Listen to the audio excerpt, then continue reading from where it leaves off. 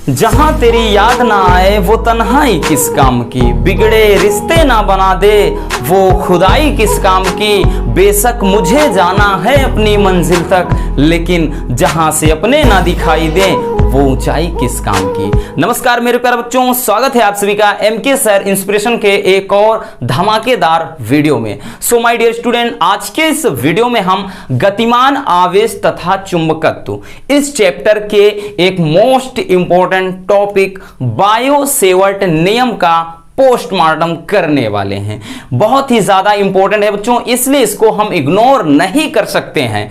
हर साल किसी ना किसी सेट में ये अपना कब्जा जमा लेता है, ठीक है ना। तो चलिए इसको देख लेते हैं। और इसके पहले वैद्युत धारा चैप्टर में जो आपका विभव मापी और मीटर सेतु वो 2024 बोर्ड एग्जाम के लिए रिमूव कर दिया गया है। तो इस दुविधा में मत रहना कि सर वो टॉपिक आपने क्यों नहीं बताया, क्योंकि बच्चों उसे हटा दिया गया है। ठीक, एनसीईआरटी जो नया पैटर्न आया उसमें वो हट गया है, ठीक है ना। तो चलिए देख लेते हैं कि बायो सेवर्ट नियम क्या है और ये नियम क्या कहता है।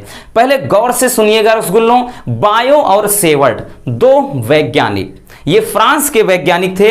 इन्होंने एक तार में, ये मतलब एक तार के साथ एक धारावाही चालक बोलिए या तार, उसके साथ एक एक्सपेरिमेंट किया। उन्होंने ये पता लगाया कि जब किसी तार में धारा प्रवाहित करते हैं, ठीक, लाइक दैट ये तार हो गया, जब इसमें धारा प्रवाहित करते हैं तो इसके चारों ओर एक मैग्नेटिक फील्ड जनरेट हो जाता है। मतलब जैसे ही इसमें धारा प्रवाहित करेंगे रसगुल्लों, इसके चारों ओर वैद्युत क्षेत्र उत्पन्न हो जाता है। और उसी से संबंधित एक नियम इन्होंने दिया जिसका नाम रख दिया बायो सेवर्ट नियम। यानी बायो तथा सेवर्ट दो वैज्ञानिक हैं, ठीक है ना। ऐसा नहीं कि बायो सेवर्ट का क्या अर्थ होता है, ये वैज्ञानिक के नाम हैं, ठीक। चलिए, तो यहां से आपको एक तार दिख रहा होगा बच्चों, ठीक, जिसमें धारा आई बह रही है और इस तार का एक छोटा सा खंड टुकड़ा जो है डेल्टा एल है।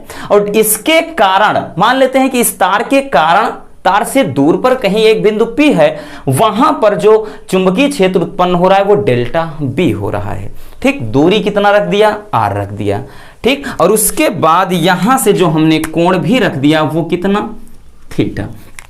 तो इससे संबंधित क्या किया, यहां से ये कितना वैद्युत क्षेत्र उत्पन्न हो रहा है, सॉरी चुंबकीय क्षेत्र कितना उत्पन्न हो रहा है, उसी से संबंधित ये नियम दिया गया है। सबसे पहले लिखना क्या है बच्चों वो देख लेते हैं, ठीक। हम लिखेंगे कि सन 1820 ईस्वी में बायो तथा सेवर्ट नामक वैज्ञानिक ने किसी चालक के चारों ओर उत्पन्न चुंबकीय क्षेत्र के संबंध में एक नियम प्रस्तुत किया। अभी हमने बताया ना, इन्होंने एक्सपेरिमेंट किया कि जब किसी तार में धारा प्रवाहित करते हैं, ठीक, तो उसमें एक मतलब उसके चारों ओर एक चुंबकीय क्षेत्र उत्पन्न हो जाता है, ठीक। उसी से संबंधित कह रहा है कि इन्होंने क्या किया, एक नियम प्रस्तुत किया जिसे बायो सेवर्ट नियम कहते हैं, यानी इसका नाम बायो सेवर्ट नियम रख दिया गया है, ठीक। फिर आगे लिखेंगे बच्चों, प्रयोगों के आधार पर उन्होंने यह बताया कि किसी धारावाही के अल्पांश लंबाई यानी डेल्टा एल, इसमें दिख रहा है आपको, अल्पांश लंबाई डेल्टा एल के द्वारा किसी बिंदु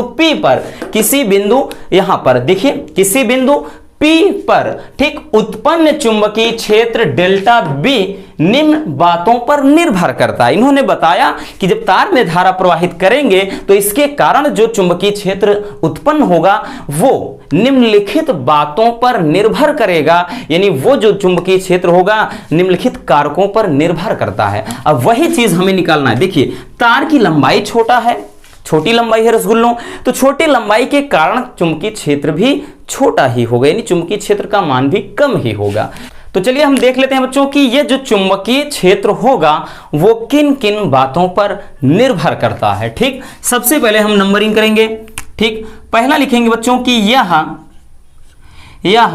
चालक में प्रवाहित धारा के समानुपाती होता है। चालक में प्रवाहित धारा के समानुपाती होता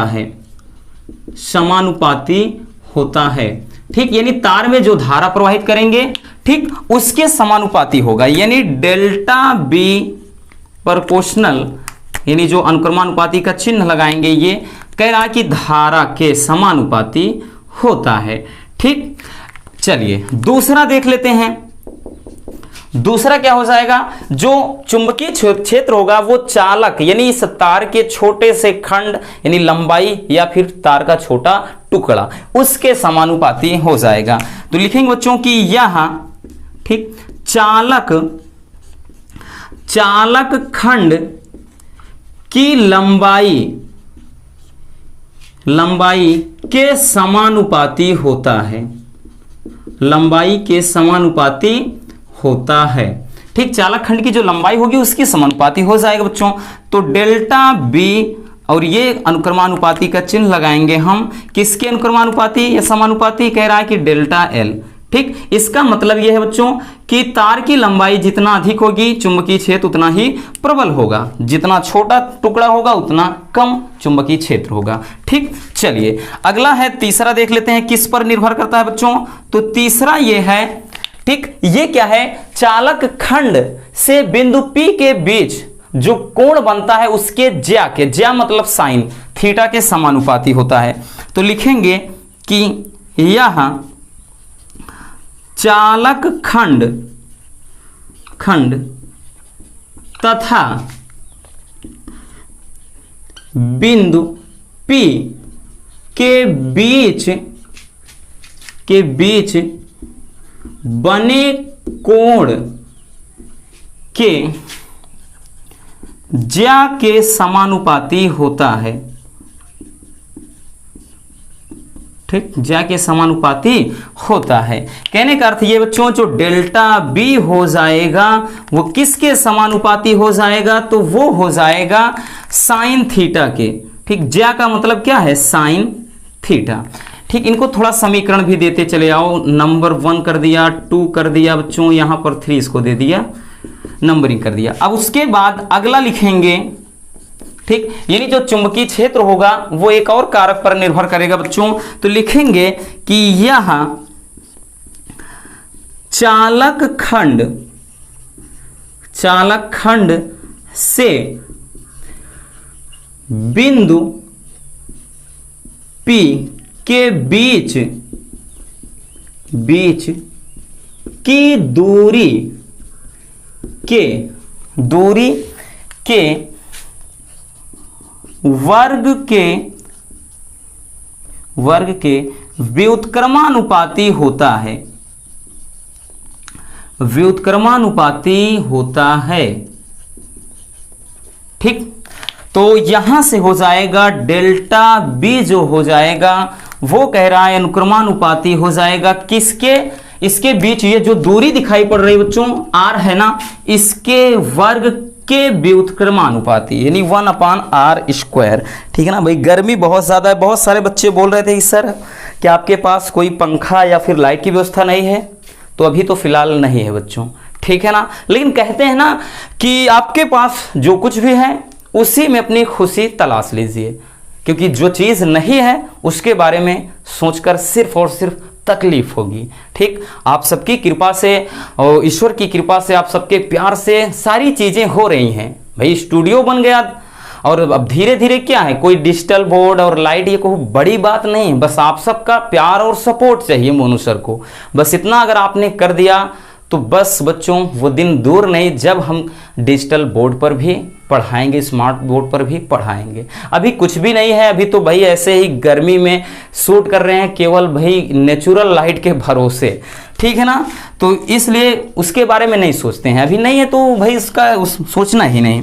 ठीक, उसके लिए चलिए ये इसको समीकरण 4 दे दिए रसगुल्लों। अब हम क्या करेंगे, चारों समीकरण को मिला देते हैं। ठीक, तो लिखेंगे बच्चों, ध्यान से समझिएगा, चारों समीकरण को मिलाने पर, ठीक, चारों समीकरणों को अपन क्या करते हैं, मिला देते हैं। जब मिला देंगे क्या हो जाएगा भैया, तो डेल्टा जो बी हो जाएगा अनुक्रमानुपाती किसके, आई डेल्टा एल साइन थीटा। देखिए कहीं कहीं पर इसको डेल लिखा रहे, कहीं कहीं पे डीएल लिखा रहता है, कंफ्यूज मत होना, वही चीज है, I delta L sine theta upon r²। जब ये अनुक्रमानुपाती का चिन्ह बच्चों हटाते हैं, यानी अनुक्रमानुपाती का जब चिन्ह हटाया जाता है तो कांस्टेंट यानी कुछ ना कुछ नियतांक लग जाता है।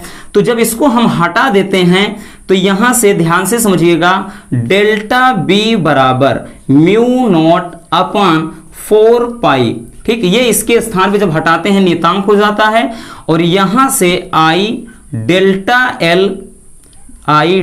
एल साइन थीटा अपान का आर स्क्वायर, ये फार्मूला तैयार हो जाता है, यानी इस फार्मूले का निर्माण होता है। और यही क्या है, बायो सेवर्ट नियम है। और जहां पर ध्यान देना, जहां पे ठीक ये म्यू नॉट अपान 4 पाई, इसका मान होता है 10 के घात -7, क्योंकि म्यू नॉट को हमने बताया था निर्वात की चुंबकशीलता कहते हैं, तो म्यू नॉट का मान 4 पाई गुणे 10 के घात -7 होता है, पहले बताए थे। ठीक, तो इसका अकेले का करेंगे तो 10 के घात -7 न्यूटन प्रति एम्पियर स्क्वायर, ये इसका क्या मान होता है। ठीक, इतने यानी म्यू नॉट अपान 4 पाई का ये वैल्यू होता है। तो ये रहा बच्चों बायो सेवर्ट नियम। आई होप कि बहुत ही सिंपल तरीके से ये नियम आपको समझ में आ गया होगा। तो भाई इस मेहनत के लिए, आपके लिए इतना कुछ कर रहे हैं, तो प्लीज वीडियो को लाइक जरूर कर दिया करो। कंजूसी करते हो पता नहीं क्यों, भाई खैर आपकी मर्जी। तो मिलते हैं किसी और ऐसे मजेदार वीडियो के साथ। वीडियो पसंद है तो प्लीज वीडियो को लाइक कर देना और एक प्यारा सा कमेंट बॉक्स में जरूर छोड़ देना। Love you, bye bye, take care. और हाँ, इसको स्क्रीनशॉट कर लीजिए।